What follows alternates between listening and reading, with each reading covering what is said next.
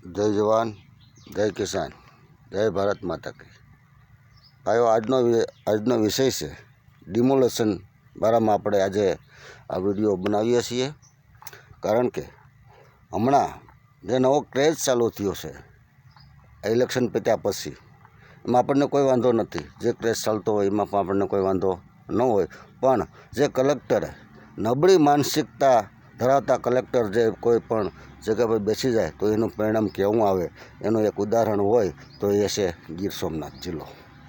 કારણ કે ઇલેક્શન તો આખા ગુજરાત અને આખા ભારતમાં થયા છે, તો બીજા કઈ જિલ્લાની અંદર આવું ડિમોલેશન કરવામાં આવ્યું? માત્ર ગીર સોમનાથ જિલ્લામાં જ થયું કેમ? અને જે ડિમોલેશન કરે છે એમાં આપણે સહમત છીએ। ગૌચર ખાલી કરતા હોય એમાં આપણે કોઈ વાંધો નથી। ગાયોનું જે વાળીને બેઠા હોય એ ગાવું અને વાછડા માટે ન રહ્યું હોય અને ખૂટિયા જે ખાતા હોય અને એનું કરતા હોય તેમાં આપણને કંઈ વાંધો ન હોય। પણ આ જે કલેક્ટરની માનસિકતા નબળી મને એવી દેખાઈ રહી છે કે માત્ર ને માત્ર નાના લોકો અને નાના ધંધાદારી આ જે છે એ જ એને ટાર્ગેટ બનાવીને આ કામ કરતા હોય એવું મને દેખાઈ રહ્યું છે। કારણ નાનો વેપારી રોડની સાઈડમાં બેઠા હોય એ તો નાના ધંધા કરવાવાળા હોય, કોઈ ગામની બાજુમાં હોય તો એને રહેવા માટેની જગ્યા ન હોય, તો ઘણા વર્ષોથી કોઈ નવા ગામતળ પણ મંજૂર થયેલ નથી એવું પણ મારે માનવું પડે। અને જે ગામતળ મંજૂર થયેલા છે તો આજની તારીખ સુધીમાં ગ્રામ પંચાયત અથવા જે કોઈના રાજકીય નેતાને કારણે ગરીબો સુધી એ ગામતળની જે જગ્યા જે છે એ ગામના લોકોને સોંપવામાં આવતી નથી। આ એની વાસ્તવિકતા છે। એટલે ગામમાં રહેવા માટે જગ્યા ન હોય તો નાનો માણસ મકાન બનાવીને રહેતો હોય છે। તો વિનંતી કરીએ છીએ કે નાના માણસની જરીક સાંભળજો, એના ડિમોલેશનમાં એના મકાન ન પડે એની ખાસ ધ્યાન રાખો। તમને નડતરરૂપ હોય તો ભલે કાઢો, એમાં અમને કોઈ વાંધો નથી, પણ લિસ્ટ લાઇટ નડતરરૂપ નથી, બધા નડતરરૂપ નથી હોતા એનું પણ ખાસ ધ્યાન રાખવું જોઈએ। અને જો બધા નડતરરૂપ હોય નાના મોટા તો એમાં તમને એક કલેક્ટર સાહેબને મારી વિનંતી છે કે જો તમારા હિંમત હોય તો એક કોઈ પણ પાર્ટીમાંથી, કોઈ પણ રાજકીય, કોઈ પણ એવું નથી કે ભાજપ કોંગ્રેસ, કોઈ પણ સિમ્બોલ ઉપર છૂટાયેલા એક પ્રતિનિધિ હોય એનું એક ખૂણો પાડીને અમને બતાવો તો અમે તમને માનીએ કે મેં બરાબર છે। પણ ઓલી કહેવત છે ને સાહેબ કે કાગડા કોઈ દી કારે આવે નહીં અને ચકલા સુથાઈ જાય, એવી પરિસ્થિતિ આજે તમે ઊભી કરી છે।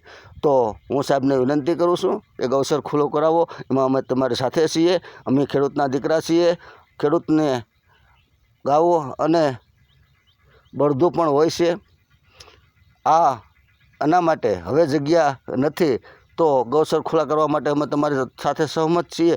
પણ વારંવાર તમને અમે કહીએ છીએ કે ખોટી રીતથી નાના માણસ હેરાન ન થાય એની પણ તમે ખાસ કાળજી રાખજો।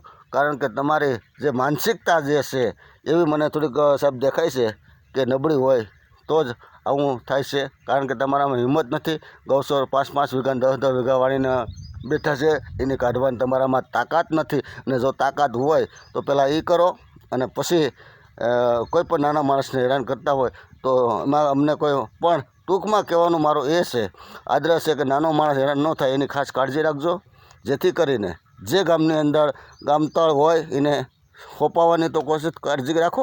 કારણ કે નાના માણસની અંદર જે કંઈ થયું છે એ કોઈ રાજકીય આગેવાનોને હિસાબે જ ગામના આગેવાનો અને પંચાયત દ્વારા હિસાબે જ થયું છે। કારણ કે ગામતળ હોવા છતાં પણ આજની તારીખ સુધીમાં જ્યાં પ્લોટિંગ પાડવામાં આવેલ નથી, તો પ્લોટિંગ પાડ્યું છે તો આજની તારીખમાં સોંપવામાં દીધું નથી। એનું કારણ શું છે એ પણ તમે ઊંડા ઉતર્યા નથી। તો તમારામાં જો તેવડ હોય આટલી બધી ડેમોલેશન કરવાની તો હું તમને ચેલેન્જ આપું છું કે મારા ગામની અંદર 38 વીઘા ગામતળ છે, આ ગામતળની અંદર 72 લોકોને લેખ અને 72 જણા ગરીબ લોકોને 21 જેના ચેક આપેલા છે। તો તમારા તેવડ હોય તો એકવાર આ 72 જણાને અમને પ્લોટ આપવો તો અમને ખ્યાલ પડે કે નહીં કલેક્ટર ગીર સોમનાથની અંદર હતો। નહીંતર તો અમને તો એવું લાગશે સાહેબ કે અંગ્રેજો જે રીતે ગુલામીમાં ધકેલવાનું કામ કરતા હતા તો આ રીતે ધંધા ભાંગી નાખો અને આજે આ દેશને ગુલામ કરવો અને આ દેશના નાગરિકને રોજીરોટી મેળવવા માટે જે ગુલામી કરવી પડતી હતી એ ગુલામીમાં ધકેલવાનું કામ કરતા હોય તો આજે ગીર સોમનાથ જિલ્લાના કલેક્ટર તમને હું જાહેરમાં કહું છું કે તમારામાં તેવડ હોય તો લોકોને પ્લોટિંગ આપો અને જો તમારામાં તેવડ ન હોય તો ઘેર સાનામુના બેસી જાઓ, કારણ કે ખાખી વર્ધીને આગળ રાખીને કામ કરવાનું બંધ કરી દો. અમારે તો ઉપર આપ નીચે ધરતી છે, અમારે કાંઈ લેવા દેવા ન હોય, પણ માત્ર મુદ્દો આ છે, આ ખેડૂતના દીકરાને જો બહુ હેરાન કરશો તો તમને લેવા દેવા વગરના ખરાબ દે, એના કરતાં શાંતિથી તમે તમારું કામ કરો. જે કરવાનું હોય એ ભ્રષ્ટાચારને સામે આને સામે પણ એને સામે તમે કરી શકો એમ નથી, કારણ કે એ તમારામાં તેવડ નથી. અને જે તેવડ નથી, જે તેવડવાળા છે એને સામે તમે કંઈ બાહું ચડાવી કોમ નથી. અને જે બાહું ચડાવે તમે ચડાવો છો તો એ ગરીબ માણસને હેરાન કરો છો ખાખી વર્ધીને આગળ ધરીને. બાકી તમારામાં એકલામાં તો કાંઈ દિશે જ નહીં.